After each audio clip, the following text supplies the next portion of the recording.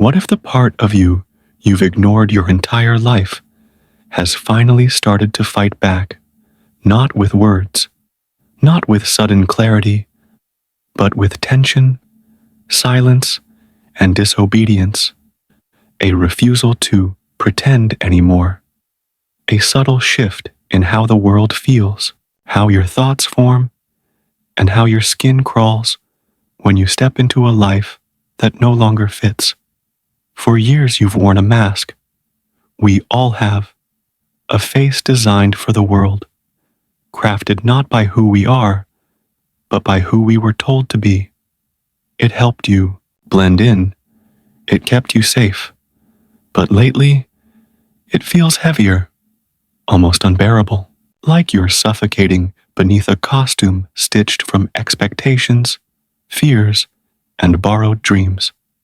Carl Jung called this mask the persona, the version of yourself built for the external world, functional, social, adaptable, but behind it, deep in the caverns of the unconscious, waits something far more real, something ancient, something watching. He called it the self, the totality of your being, including the pieces you've exiled, forgotten, or never dared to meet. And somewhere between the self and the persona lies something that can't be seen, but always felt, your aura. Not the new age aura of rainbow colors and energy fields, but the psychological aura, your unconscious fingerprint, the residue of your repressed desires, traumas, and buried truths. It moves through your relationships, colors your choices, and warps how people perceive you, even when you say nothing at all. This isn't a motivational checklist. It's a psychological autopsy. These 11 signs are not gifts. They're symptoms. Symptoms of a truth waking up, of a system collapsing, of a mind remembering something it was told to forget. The awakening of your aura isn't always beautiful. It often begins with a breakdown, anxiety that can't be named, restlessness that can't be cured, a sudden revulsion toward the job you once loved, the friends you once laughed with, the beliefs you once defended. And it's not random. It's not a phase. It's the first tremor of the self reclaiming its throne, a rebellion from within. Maybe that's why the world feels louder lately, why you find yourself pulled toward silence, away from noise, why old dreams feel empty and ancient wounds burn again, why you look in the mirror and wonder whose eyes are staring back. This isn't just personal, it's collective, an epidemic of quiet awakenings happening in bedrooms, late-night walks, long showers, and empty highways. People who can't explain what's wrong, only that something deeper is demanding to be seen. You are not broken. You are not crazy. You are not alone. You are beginning to feel the weight of your own aura. This is not the end of your sanity. It's the beginning of your truth. And if you felt even a flicker of what I'm describing, these 11 signs may not just resonate. They might expose something you've always known, but never had the words to say. Your aura is waking up. The question is, are you ready to meet what's been hiding underneath? When most people hear the word aura, they think of glowing lights, chakras, or mystical energies floating around the human body. They imagine photographs with colored halos or New Age figures claiming to sense your energy field. But what if this common image of the aura is a distraction, an oversimplified symbol masking something far more powerful and far more unsettling? Carl Jung never spoke of auras In the language of mystics, his language was psychological, symbolic, and deeply rooted in the terrain of the unconscious. But if you look closely, you'll see that his entire theory of the psyche implies something very much like what ancient traditions once called the aura. Only his version isn't pretty, and it's not always healing. Jung's aura wasn't about light. It was about shadow. To Jung, the human psyche was not a flat surface, but a multi-layered ecosystem. There was the conscious ego, the part of ourselves that interacts with daily life. Then came the shadow, the parts of ourselves we've denied, rejected, or never even met. Beyond that, deeper still, lay the collective unconscious, a vast, inherited library of archetypes, symbols, and patterns shaped by our ancestors, our myths, and the entire evolutionary memory of our species. Now imagine all of this: the ego, the shadow, the archetypes, the instincts, projecting outward in invisible waves. This is what the aura truly is. Not a spiritual glow, but a psychological force field, a mirror of the psyche that others can feel before they can explain. It's the atmosphere you bring into a room, the tension that follows a lie, the inexplicable draw to someone who hasn't said a word. It's not energy in a metaphysical sense. It's energy in a Jungian sense. The psychic charge of your unconscious contents, bleeding into the world around you. Jung believed that everything repressed in the unconscious doesn't simply vanish. It accumulates mass. It gains power. And eventually, it begins to distort the personality from the outside. Your choices, your relationships, your fears, your habits, they all begin to bend around the weight of what you've tried to avoid. This is how your aura becomes either a radiant invitation or a psychic warning. It's no accident that ancient myths often described gods and heroes glowing or casting shadows. These stories weren't literal. They were symbolic descriptions of psychological states. An enlightened being glows because they've integrated their shadow. A cursed figure carries darkness because their unconscious has become too heavy, too full of lies and unresolved truths. And this is where Jung's fascination with alchemy becomes relevant. He saw the ancient practice of alchemy not as chemistry, but as a metaphor for psychological transformation. In alchemy, base metals are turned into gold, but only through a painful, chaotic process of breaking down and recombining. Just like the psyche, when your aura begins to wake up, it doesn't glow, it combusts. You begin to feel the heat of all the parts of yourself you've denied. Your rage, your shame, your lust, your grief, your forgotten dreams. And the more you confront them, the more you become psychologically gold. But if you avoid them, your aura becomes poisoned, contaminated by denial. It starts to repel truth, distort perception, and attract chaos. Jung often warned about the dangers of ignoring the unconscious. He believed that what we do not make conscious will return as fate. In this way, your aura is your psychic compass. If it's cloudy, your life becomes chaotic. If it's clear, your reality begins to align with deeper meaning. And this is where synchronicity comes in. To Jung, synchronicities, those eerie coincidences that feel too perfect to ignore, were not just chance. They were evidence that your internal psychic state was aligning with the external world. the more integrated your unconscious, the more your life begins to move with mysterious intelligence. This isn't magic, it's alignment. The aura isn't just energy, it's direction. Consider how animals sense danger. They don't wait for visual proof. They feel it.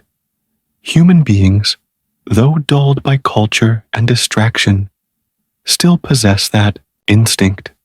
We call it vibes, energy, or gut feeling. But really, it's our unconscious reading another person's aura, their unresolved trauma, their hidden intentions, their psychological state, written in invisible ink, but felt all the same. This is why you can meet someone who smiles, says all the right things, and yet you instantly feel something's wrong.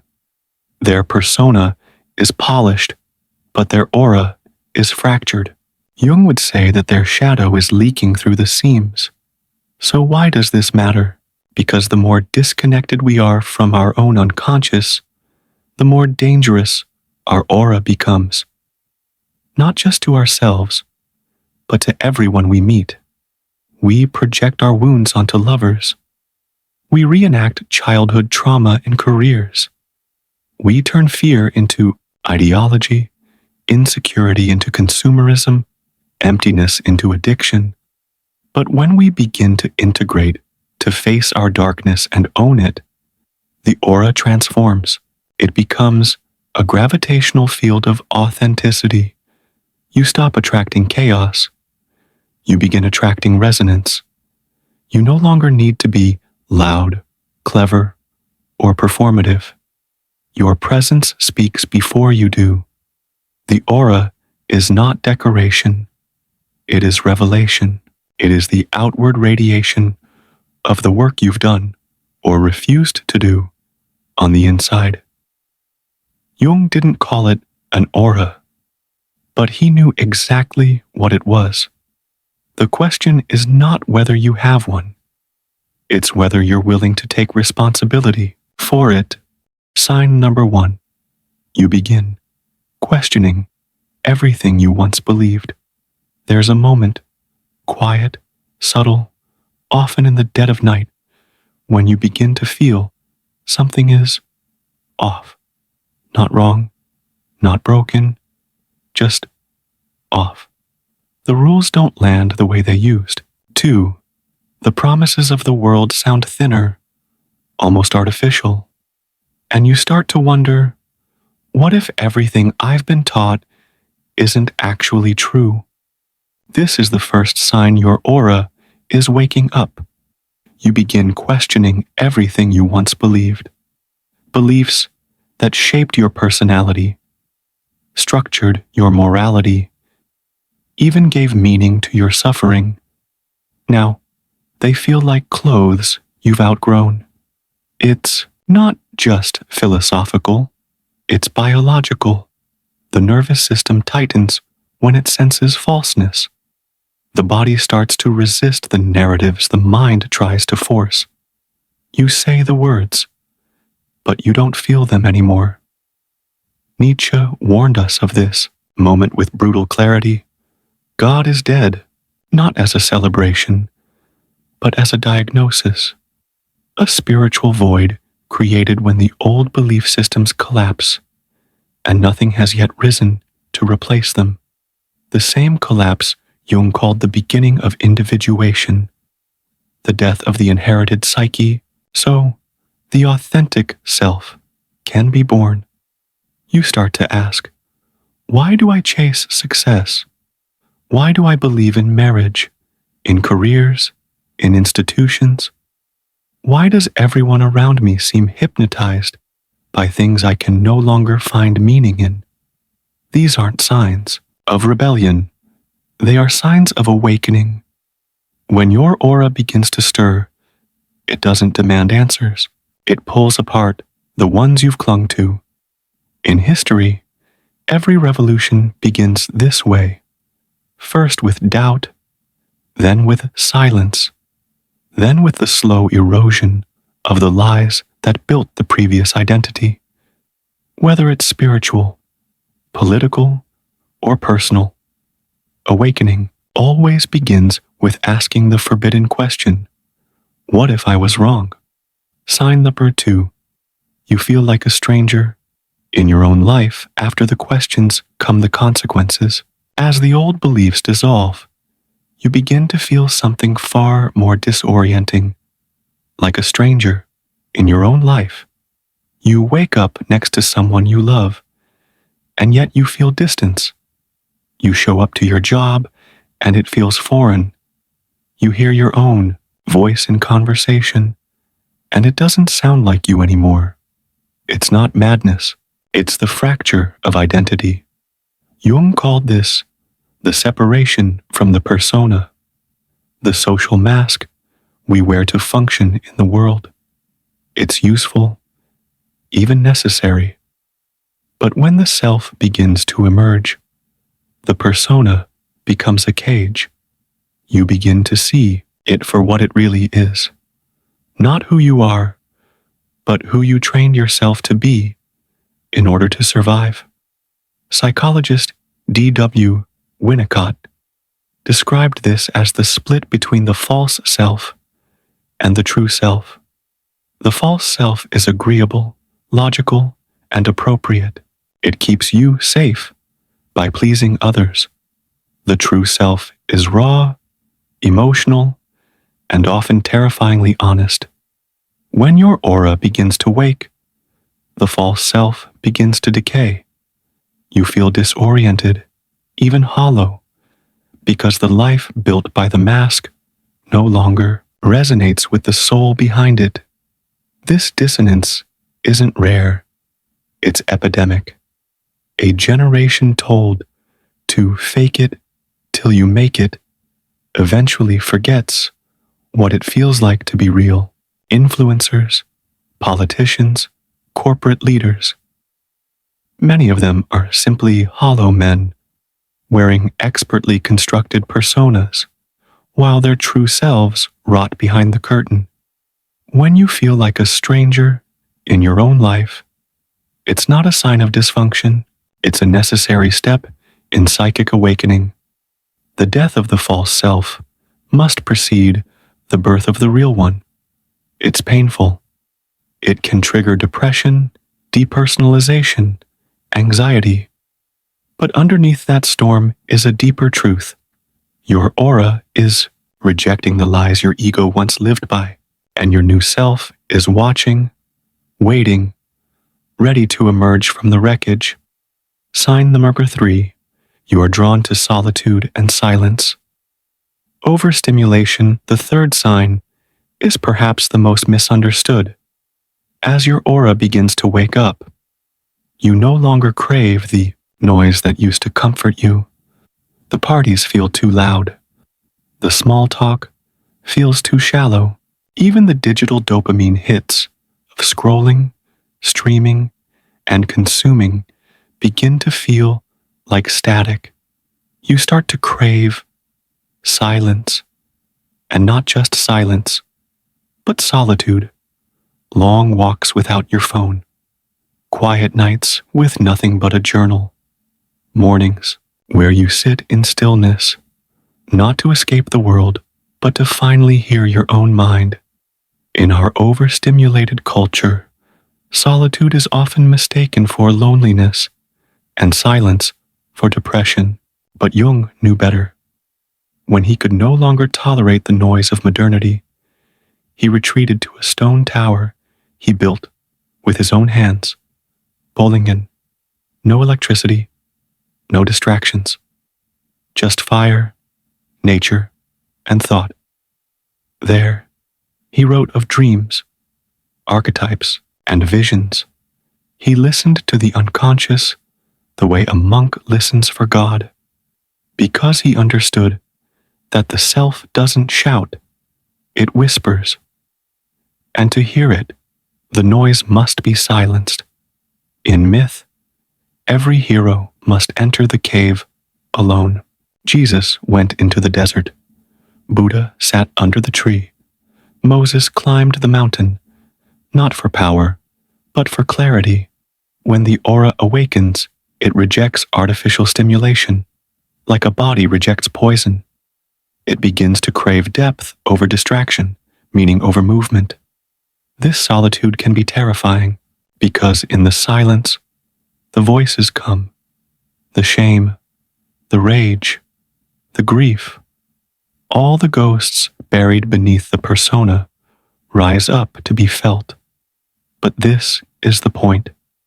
Because your aura isn't just waking up, it's cleansing itself.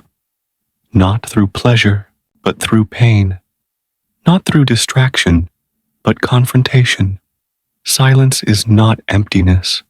It is the space where the soul reorganizes itself, where the unconscious speaks, where the new identity begins to take shape. You're not withdrawing because you're broken. You're withdrawing because you're finally becoming whole. These first three signs, questioning beliefs, feeling alien in your own life, and being drawn into solitude, aren't red flags. They're rites of passage. They are the first tremors of the self-reclaiming power from the persona. The aura doesn't wake up with light.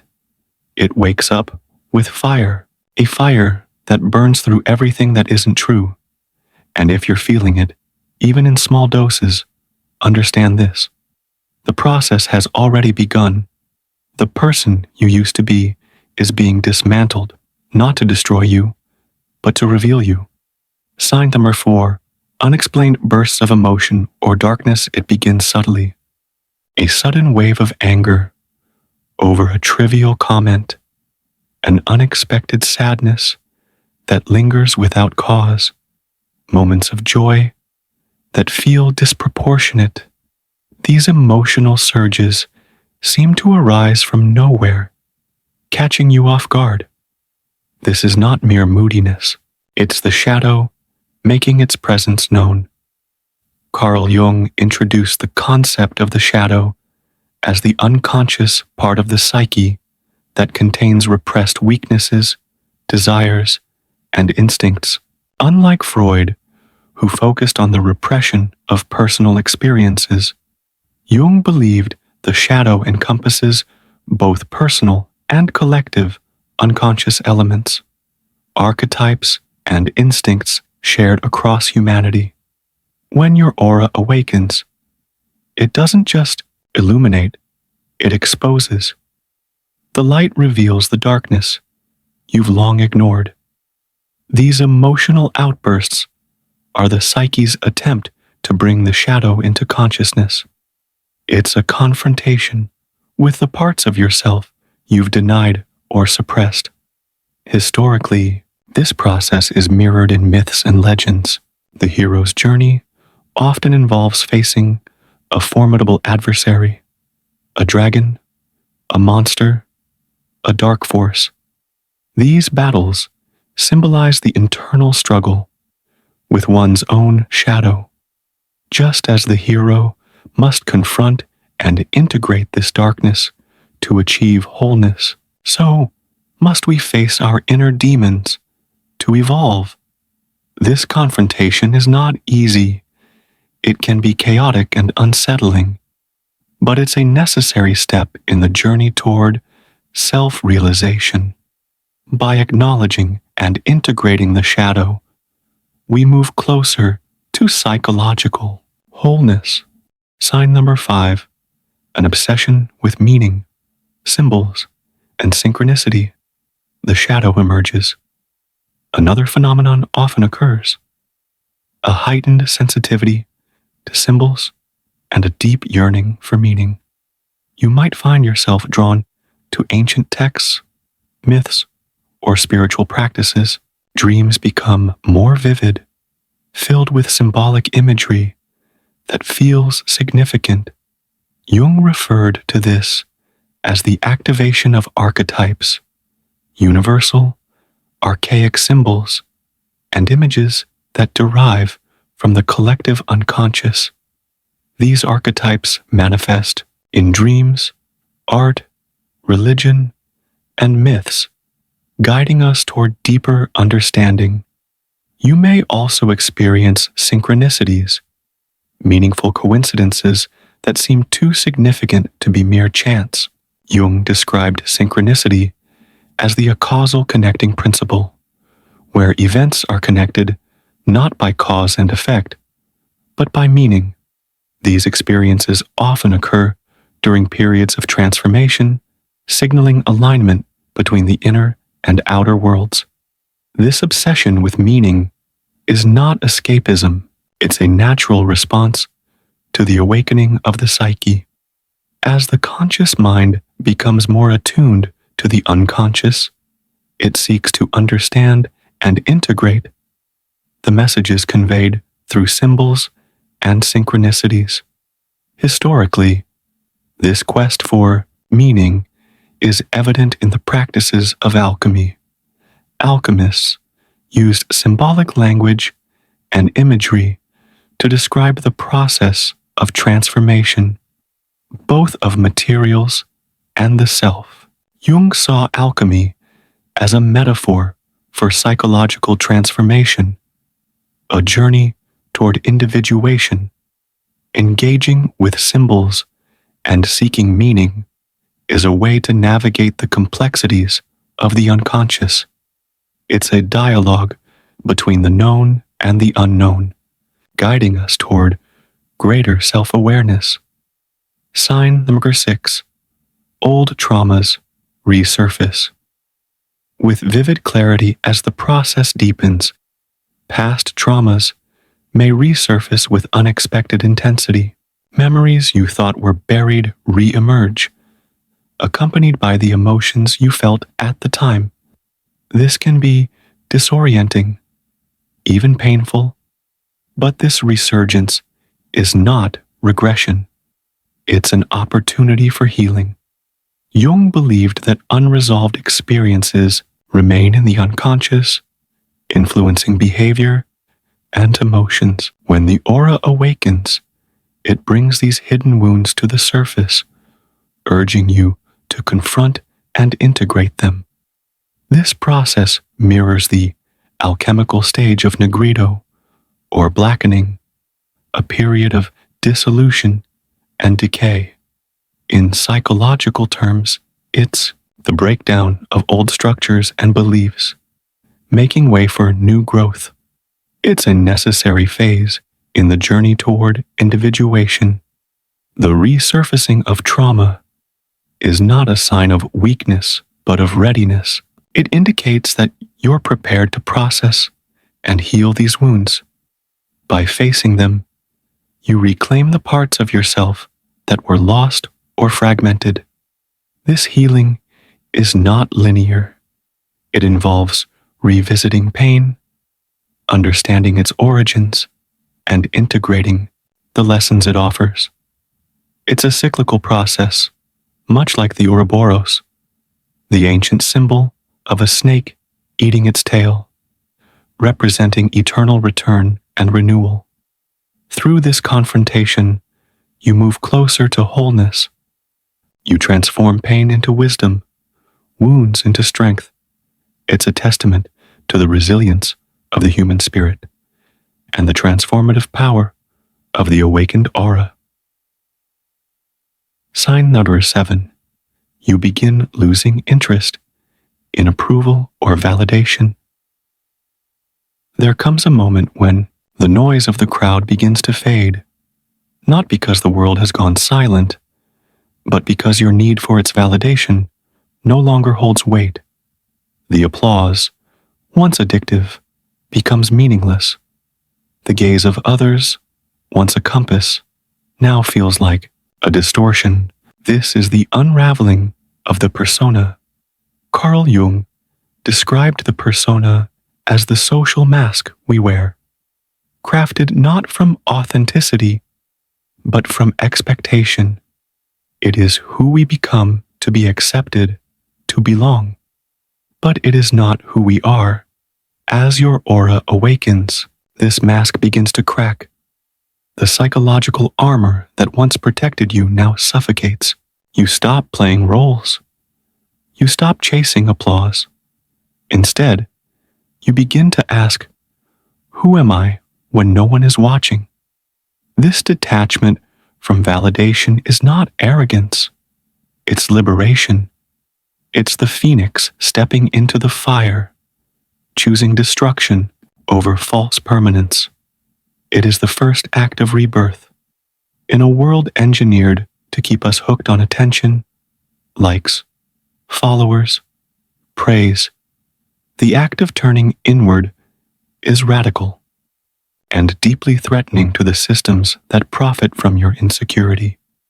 But as you move beyond the persona, you begin to sense something deeper, the self, waiting in silence, unshaken by praise or rejection. This is the beginning of psychological sovereignty. Sign number 8. You experience dreams, too intense to ignore. The night becomes a portal, not just for rest, but for revelation. As your aura stirs, so too does the unconscious. Dreams become more vivid, more symbolic. You wake not with forgetfulness, but with a lingering sense that what you saw was not random. It was a message. Jung saw dreams not as meaningless neural firings, but as direct communications from the unconscious, a bridge between the known and the unknown. They contain fragments of the self, projected through symbols, archetypes, and metaphors. In his own Red Book, Jung documented a dream in which he descended into an underground chamber, met shadowy figures, and conversed with mythic archetypes. These dreams were not entertainment, they were initiations. Each dream was a descent into the unconscious, mirroring the mythic descent into the underworld. This descent, known in alchemy as the nigredo, is not romantic, it is destabilizing. You may dream of drowning, being lost, chased by unknown forces. You may see death, not as an end, but as transformation. Dante, in his Inferno, began his journey in a dark wood where the straight way was lost. That is the dream space, disorienting, rich with terror and insight. To the unaware, it's chaos.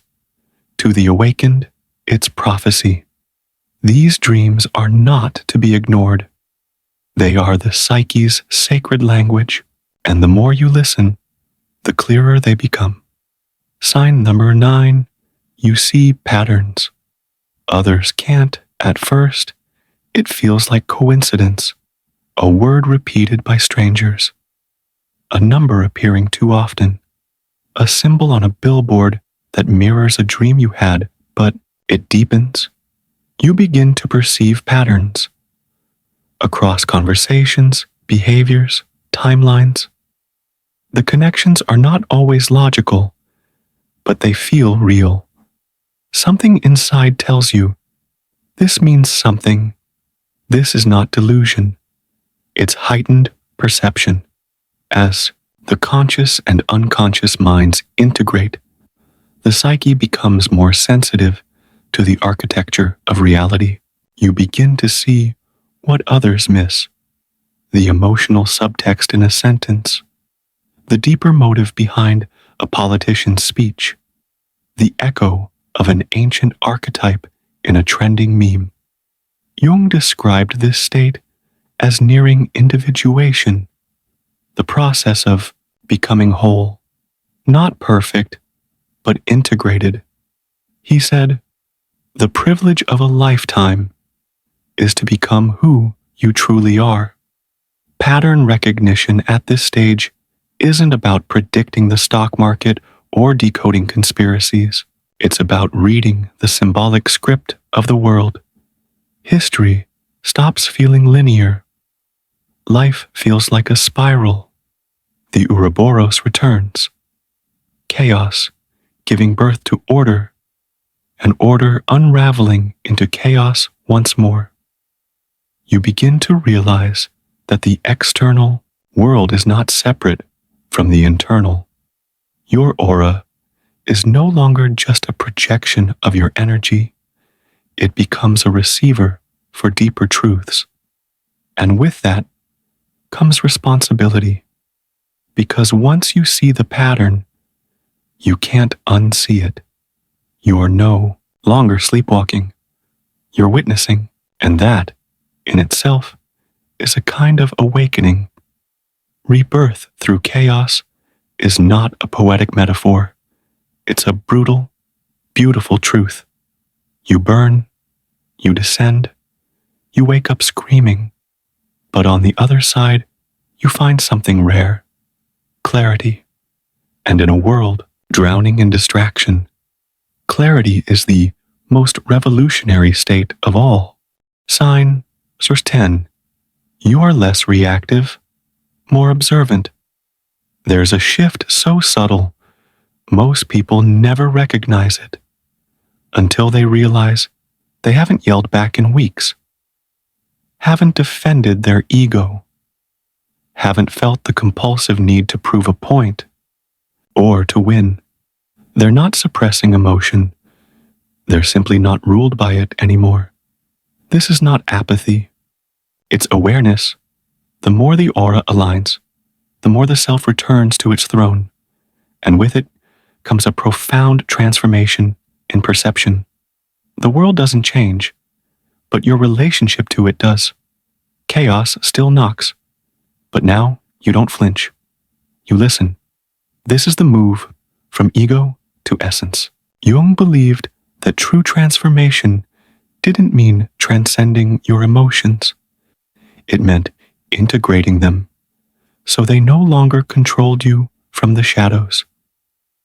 You begin to recognize other people's projections. You notice when someone speaks from their wound, when a smile is hollow, when a compliment is bait, and you stop reacting to it. You don't need to, because it no longer reflects you. This kind of detachment is not cold. In fact, it gives birth to something rare in today's world. Compassion. Not pity, not superiority. Compassion. You realize that most people are at war with parts of themselves they don't even know exist. Jung was deeply influenced by Eastern thought, particularly Buddhism. He saw parallels between individuation and the Buddhist path toward enlightenment. The observer state, the ability to witness your thoughts, emotions, and instincts without becoming them, is a kind of psychological nirvana. In a society addicted to reaction, triggered by headlines, clickbait, dopamine, loops, this observant state becomes a rebellion, and from it, you begin to wield a new kind of power. Clarity without control, love without need, strength without show. Sign the Brexer 11, you begin to feel eternity in small moments. There's a moment, a pause, when the mind goes quiet, and suddenly the ordinary becomes extraordinary. A child laughing in the distance, a leaf falling in slow motion, the warmth of sunlight brushing your face, a brief silence shared between strangers that feels like understanding without words. These moments don't last long, but they change you. Jung called this experience the numinous. Not religious in the dogmatic sense, but sacred in a deeply personal one.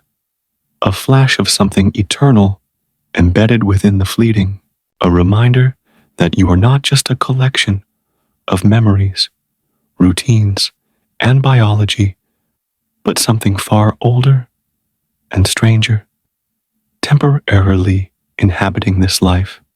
As the aura completes its awakening, you stop chasing meaning and start feeling it, not in big achievements, but in the stillness between moments.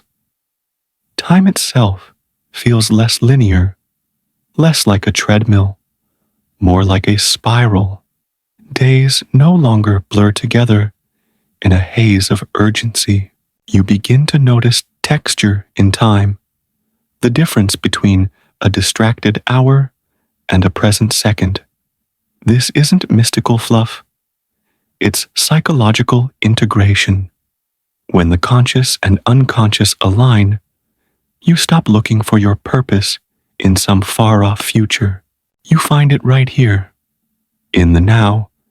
This is where the self emerges, not as an abstract idea, but as a living presence. The self doesn't scream for attention. It doesn't chase validation. It simply is. And when you align with it, your life starts to feel less like something to manage and more like something to witness. In these final stages, the awakened aura becomes your compass. You no longer need signs from the outside. You trust the silence within. You begin to live, not just survive. And that, in the end, is what this entire journey was leading you toward. Not perfection, not enlightenment, but integration.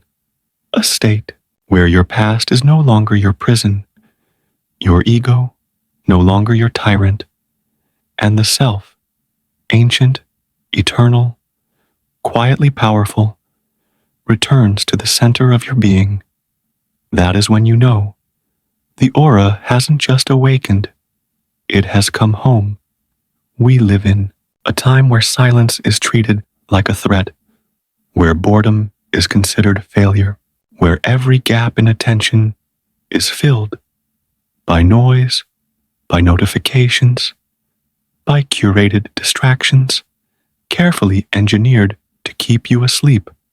Modern culture has declared a war on the self, not through violence, not through chains, but through stimulation, through the slow, invisible suffocation of the unconscious, through a psychological strategy more elegant and sinister than brute control, overload.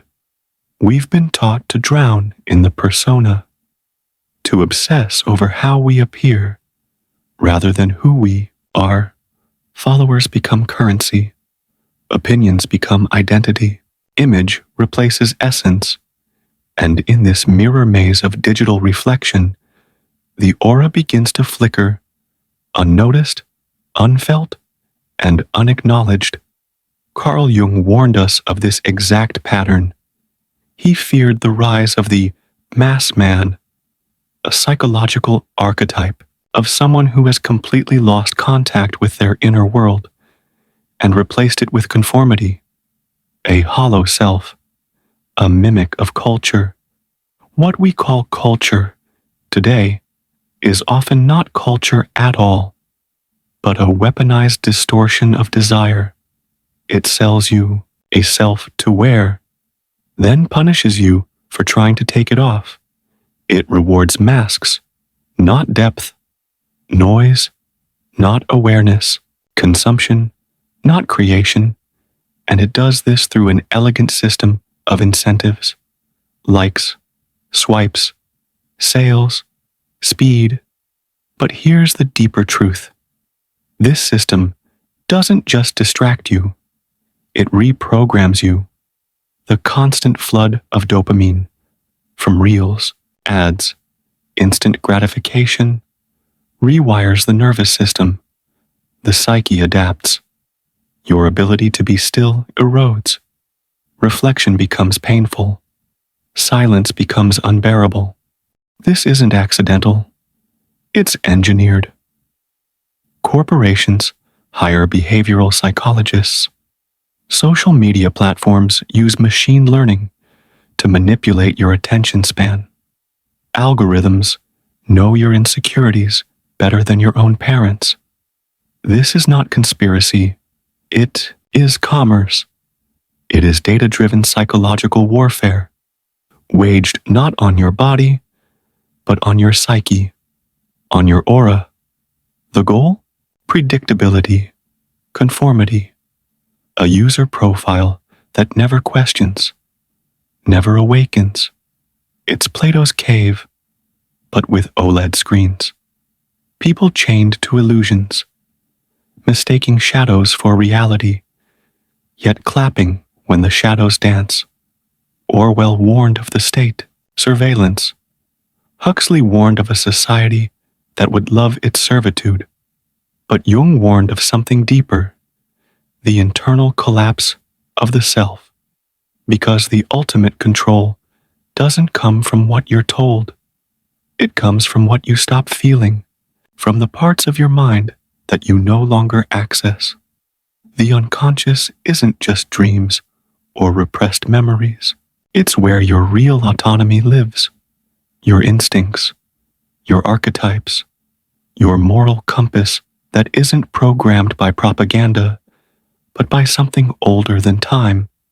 And this is why the awakening of the aura is so rare and so dangerous. To awaken the aura is to become unpredictable, to begin asking questions no one else wants asked, to unplug from the hive mind, to face your own shadow, to reclaim responsibility for your life and your choices. It is not rebellion through protest, it's rebellion through presence, because nothing threatens a system built on addiction more than a human being who no longer needs what it sells. You begin to see the loops, the recycled narratives, the invisible scripts. You notice how every scandal, every trending topic, every polarizing headline is just bait. You see the manipulation, not just in politics, but in entertainment, in advertising, in spirituality, even in the self-help industry, which often just sells more polished versions of the same persona trap. And you begin to walk away, not physically, psychologically. You opt out of the attention war. You stop being baited. You stop needing to be seen, heard, or validated. You start listening inward, and that terrifies the system, because a person in alignment with their self can't be sold a synthetic version of fulfillment. Jung believed that the modern world had created a neurosis of soul loss. That man had become spiritually homeless, not because of religion or lack thereof, but because of the split between what he pretended to be and who he truly was. The aura, when fully awakened, is the reconciliation of that split. It is the return of the exiled parts, the rebellion of the soul. This is why awakening often feels like isolation, like madness, like death, because to the persona, it is a kind of death. But in that death, something sacred is born, not the sanitized, dopamine-fed identity the world offered you, but something older, wilder, freer. You stop living as a consumer of life and start becoming a participant in it. You speak less, but your words carry weight. You move slower, but with purpose. You are no longer seduced by appearance, but magnetized by truth. This is the psychological war no one talks about, not fought with bullets, but with distractions, not won with power, but with presence. And the aura, your aura, is both your battlefield and your shield. To awaken, it is not easy, but to remain asleep is a far greater cost. Not everyone will walk this path. In fact, most will run from it, because awakening, real awakening, is not some spiritual fairy tale. It is not love and light. It is not perfect morning routines or curated lifestyles. It is death before rebirth, a dismantling of everything false, a confrontation with everything real. This journey is violent in a psychological sense, not because it harms you, but because it destroys everything that isn't you. You lose friends. You lose illusions. You lose the comfort of belonging to a world that never truly saw you. You stop laughing at things everyone else finds funny. You stop caring about things everyone else fights for. You begin to feel like an exile in your own culture. But here's the truth, that disorientation is a sign of progress. Carl Jung once said, "There is no coming to consciousness without pain." And that's why so few attempt it, because they've been taught that pain is the enemy. That discomfort must be sedated, that questions must be answered quickly, cleanly, and without mystery. But what if the pain isn't the enemy? What if the pain is the doorway? Maybe what we call crisis is really just the ego being cracked open so that the self can begin to speak. Maybe what we label depression is the body refusing to sustain a lie. Maybe what we fear as madness is the soul rising up after being buried for too long. The truth is, your aura, the field of your unconscious intelligence, was never broken. It was buried, silenced, numbed, and society did everything it could to make sure it stayed that way. They gave you distractions and called it freedom. They gave you pills and called it healing. They gave you fake smiles and called it connection. They told you to chase pleasure and called it happiness. But the soul doesn't want comfort. It wants truth. And sometimes truth feels like fire. You start seeing it everywhere. People who look alive but are spiritually asleep. Faces glowing behind screens but empty behind their eyes. A culture obsessed with looking happy but terrified of being still. Terrified of feeling. Terrified of themselves. So they scroll. They binge. They conform. They perform. But somewhere inside, something ancient stirs. A whisper beneath the noise. A pull toward the real. That's the aura waking up. And when it does, your life doesn't get easier. It gets honest. The masks fall. The distractions lose their taste. The dopamine stops working. The lies echo louder. The silence starts calling you home. And you follow. Not because you want to, but because you have to. Because once you've glimpsed who you really are beneath the programming, nothing less will satisfy. Yes, it's lonely. Yes, it's terrifying. Yes, you'll wish at times that you could unknow what you now see, but you won't trade it, because what you get in return is freedom.